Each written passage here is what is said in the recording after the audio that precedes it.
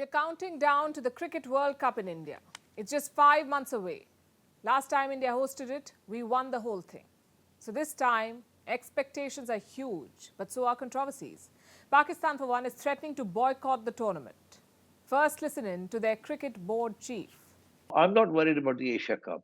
It's the World Cup, and India should not be looking at a situation where we end up boycotting the Asia Cup and also the World Cup, and then India ends up boycotting the Champions Trophy. There'll be a huge mess. Why is Pakistan threatening a boycott? Because India has refused to play in Pakistan. There's another major tournament scheduled before the World Cup. That's the Asia Cup. It's slated for September and Pakistan is hosting. But the BCCI says India will not go. No prizes for guessing why. Pakistan's security situation is still bad. More than 430 terror attacks were reported until April. Total casualties, more than 850 people dead and injured. So naturally, the BCCI is wary. You see, the men in blue are not just a cricket team for us. They represent a lot more. They're India's global ambassadors. So sending them to Pakistan is a huge risk. When India objected, Pakistan came back with a plan. What if Team India's matches were played elsewhere, perhaps in the UAE? The other teams could still play in Pakistan. Well, no luck so far. Sri Lanka, Bangladesh and India have rejected this plan, and each for their own reason. Which brings us to the World Cup in October. Pakistan wants to play tit for tat. They say, if you can't play in Pakistan, we won't play in India. And what is the BCCI saying?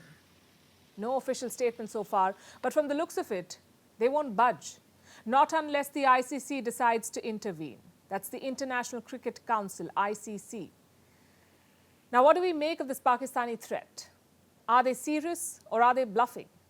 Just look at what's happening in their country. Until last week, the BCCI had just one worry, and that was terror attacks.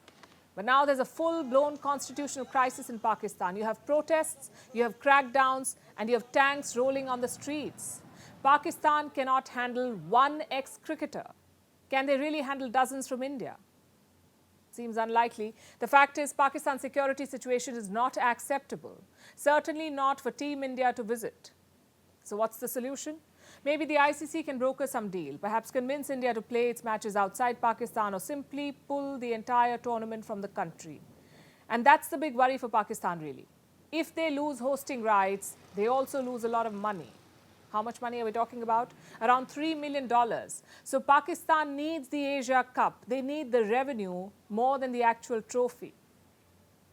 It's unfortunate for Pakistani fans, but they should know who to blame. Their own politicians and generals. Time for a short detour. Do you know why Pakistan doesn't host major tournaments anymore? Because of what happened in 2009. The Sri Lankan team was attacked by terrorists. 6 of them were wounded in the attack. It was after 2009 that cricket left Pakistan, and now we are told things are different.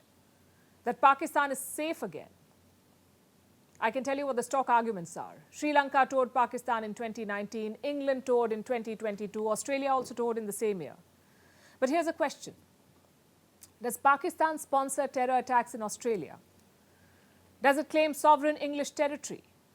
Does it send terrorists to attack Sri Lankan cities? I don't think so.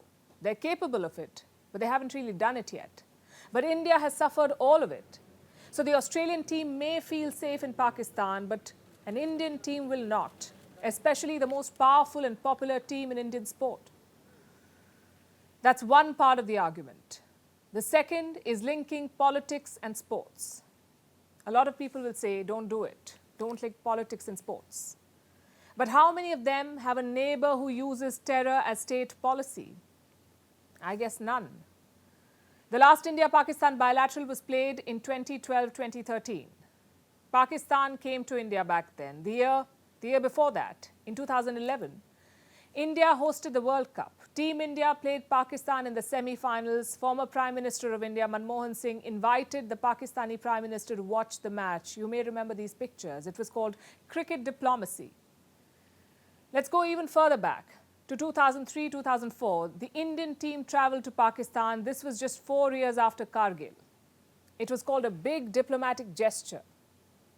But what did India get in return on all these occasions? Betrayals and more terror attacks.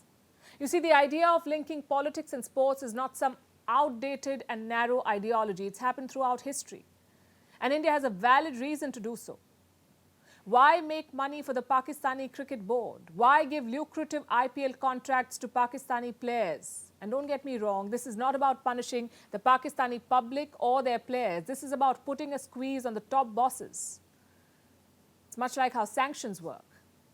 So Pakistan would do well to get its own house in order first. Perhaps figure out how to deal with their raging captain before hosting neighbors.